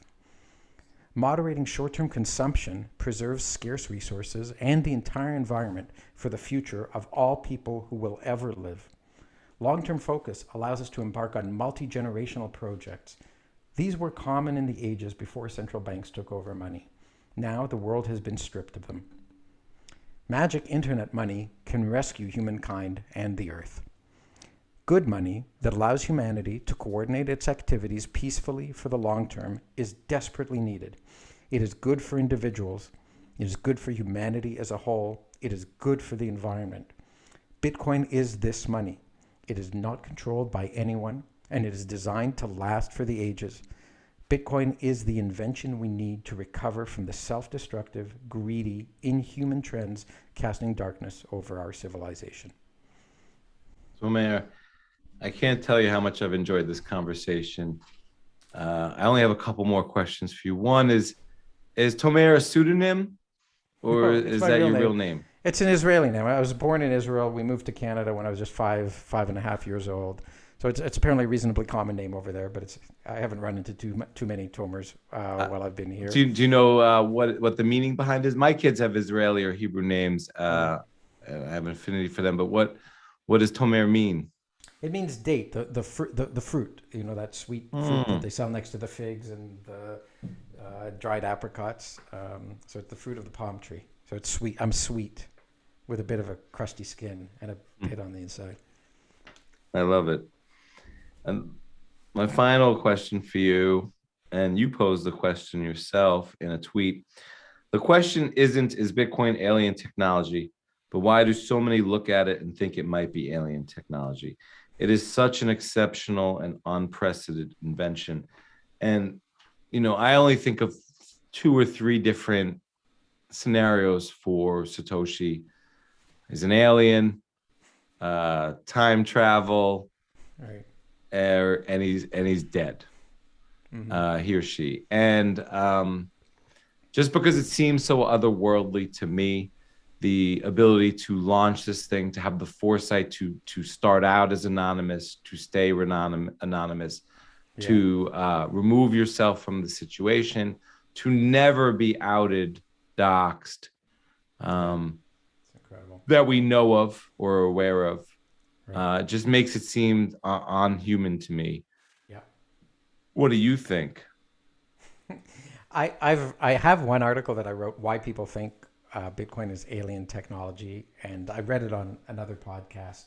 I think the podcast called "The Dumbest Guy in the Room," and so I actually painted out all the reasons why Bitcoin is not like any other invention that human beings have ever created before, and it's just like 4 really major ones, and then a couple of speculative ones as well. So I encourage people to go find that article on my Medium, and you can. There's a link to the audio if you want to listen to the audio in there, or you can just read it. I don't know what to think.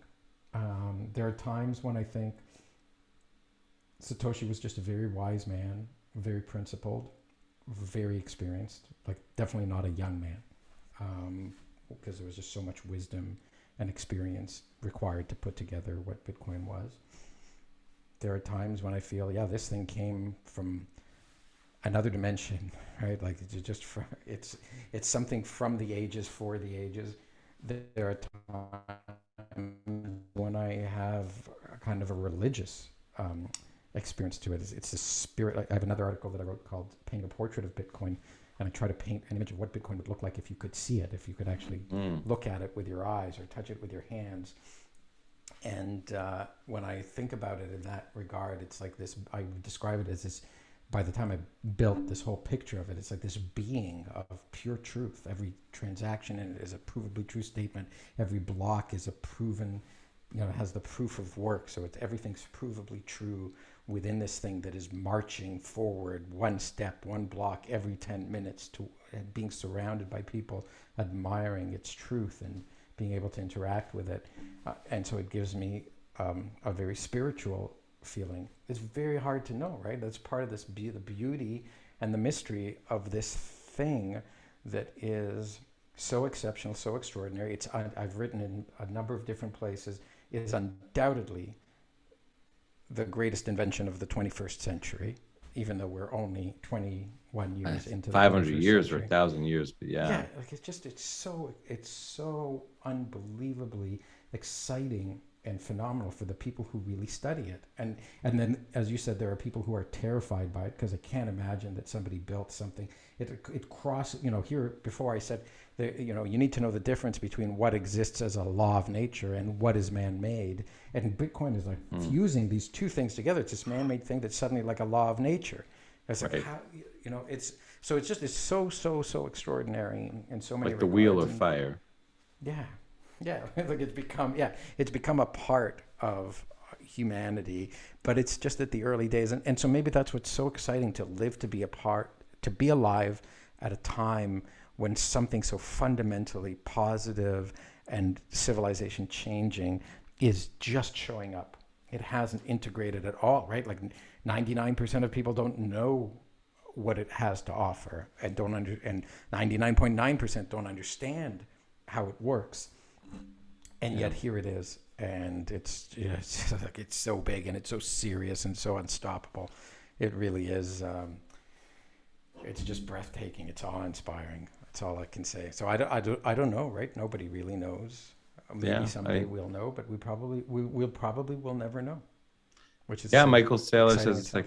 like a fire in cyberspace. Yeah. I like what Robert Breedlove talks about Bitcoin, the number zero.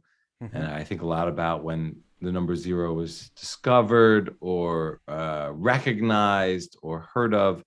And then there were the people who were like, the number zero doesn't exist. You can't sell me zero apples. You're a fool. Right. And you're trying to convince them that zero and negative numbers exist. It's a mathematical concept. People say, oh, why do you believe in Bitcoin so much? And it's like, well, because it's not a belief. It's just math. I'm just going with these first principles. But then it lends itself to so many other first principles or things like that we talk about that aren't math based, but love and honesty and integrity and trust and conviction and confidence. Right. I always questioned a lot about the world. I always felt maybe the world was a little off, but like it was hard to gain conviction before Bitcoin because you couldn't put your thumb on it. Yeah. Or at least from my perspective. But well, there's so many confusing things about it. Like I remember in some of the debates that I had, people said, well, it can't be real because it's just an idea. I said, well, no, like are germs just an idea? And they said, well, no, germs exist. I can see them under a microscope. I said, but you can't see them without a microscope, right? I said, well, Bitcoin exists, like it's a very small, it's a huge structure. It's like, it's a terabyte now, or it's 500 gigabytes. And it's a very, very precise physical structure. Every time the blockchain, every place that the blockchain exists, it's perfectly precise physical structure stored on physical media. Like it has to be stored on physical media. If all the physical media in the world went away, we wouldn't have the blockchain. It is a physical thing, but it's so microscopic that you can't see it. And so you have taken it for granted that it's not real because you think it's an idea, but it's a physical structure. That blockchain is a physical structure. It is physically written onto your USB key or your solid state drive, or like it exists physically, right? When I run a node on this laptop that I'm talking to you on, when I shut it off, the node stops to sync, but it's still physically stored there on that solid state drive. And when I relaunch Bitcoin Core, it resyncs. The physical structure matches the physical structure that exists on all the other solid state drives everywhere in the world. So Bitcoin is a physical thing. And now here's where it kind of gets, so it's not a physical thing that's in one place. It's a physical thing that's cloned perfectly, flawlessly, immutably in tens of thousands of places, and you can't tell one from the other. There are these perfect, that's one of the things I wrote about in the Alien article. There's perfect clones everywhere, reaching out to each other and making sure that they're perfect clones of each other, and they have a rule by which they know which one is the perfect one, and so that they all imitate the perfection of all the others. And so it exists physically, but not in any one place, and its existence in any place is sufficient for it to exist. So it's all like, okay, now it's not nothing else I've ever seen before in the world. And wait, I'm only just getting started with what Bitcoin is. But like there's all these objections that the people who don't want to believe in Bitcoin will have, and one of them is it's not, well, you can't touch it. And it's like, well, the only reason you can't, in the same way that you can't touch a virus because it's too small, but you know it exists, right? And very much in the same way you can't touch a virus. Like the thing's replicating all over all over the world. Don't tell me it doesn't exist, and I can show you exactly where it exists. And I have a tool to inspect it, right? Which is a blockchain explorer or a full node or any one of these things. Like I can see it's there, and I can tell you exactly what's there with more precision, with perfect precision of exactly what it is. There's no other question about what it is, right? It's not like, well, our microscopes are only so big. It's like, I know the exact detail of the data of the blockchain. I perfectly know it, which is another thing we don't know about anything else, which I didn't even mention in my alien technology article. Yeah, it makes me think about Bitcoin is anti-fragile through perfect replication, which you've written about, which is sort of ironic or very different than any life form we've seen, which usually achieves anti-fragility through irregular replication and iteration.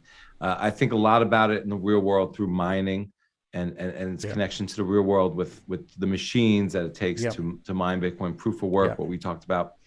And what that makes me think about my show with Knutz von Holm, where we talked about how Bitcoin connects the real world to the physical world.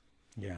So, it's sort of bends or twists it where we think of cyberspace as this artificial or non-real it's world. A record keeper. Yeah, one of the things I'd like to say, I mean, there's a lot of ways I like to characterize Bitcoin when I say it's like a living thing, but it's humanity's companion in its journey across civilization as its scribe or as its accountant, right? It keeps track in a perfect record that's immalleable of what transactions took place and how much energy was consumed to record these transactions, and how much energy was consumed in the real world to record these transactions. And these transactions took place between entities in the real world.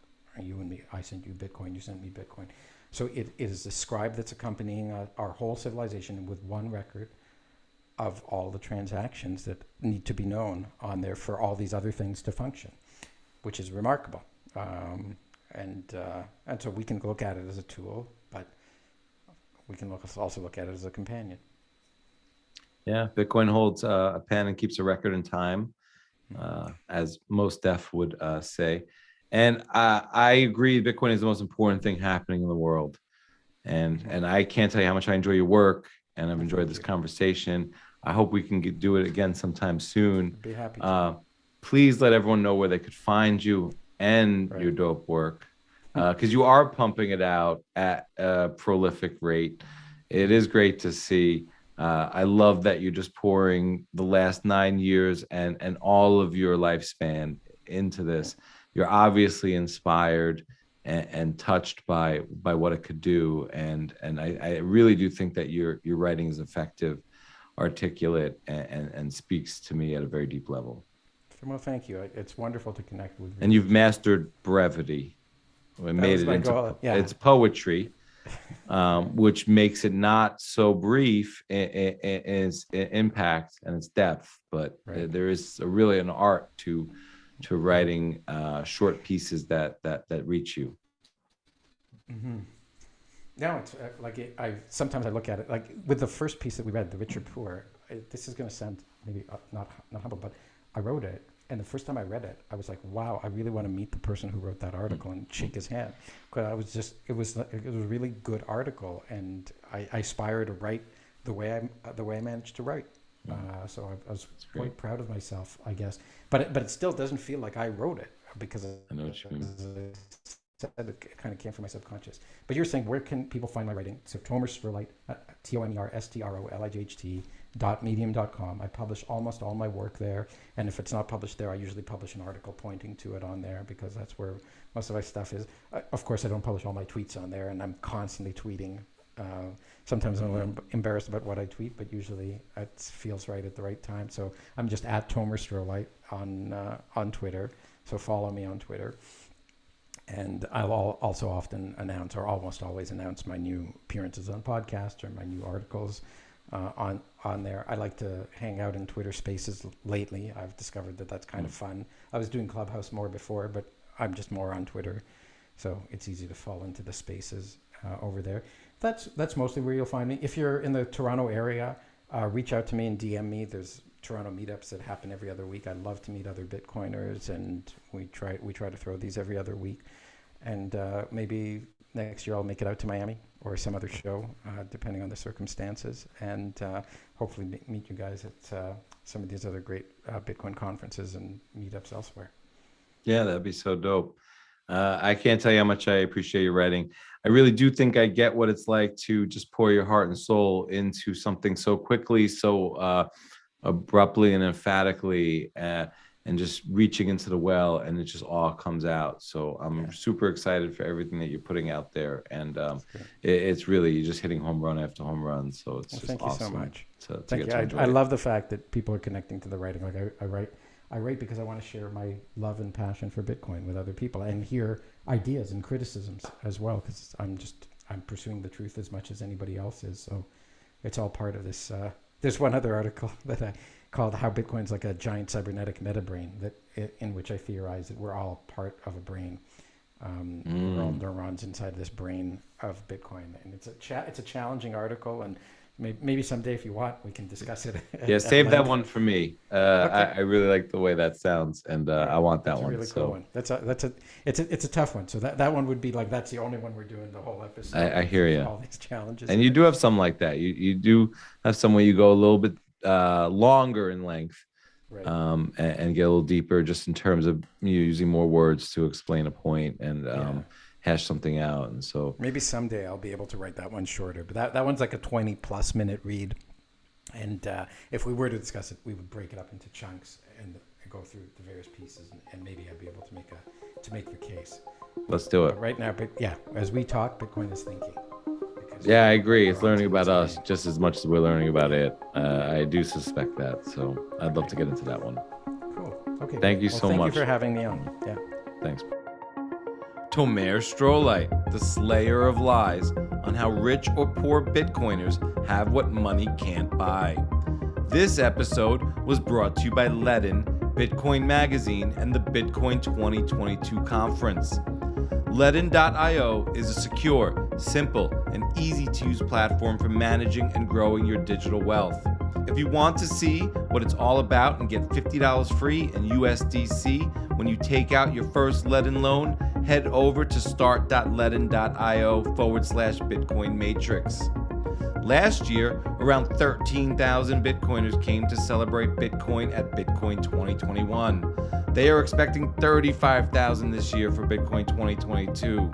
And this year's event will be held at the Miami Beach Convention Center that can hold up to 100,000 people. It's going to be off the hook, and I can't wait to see you there and grab that beer.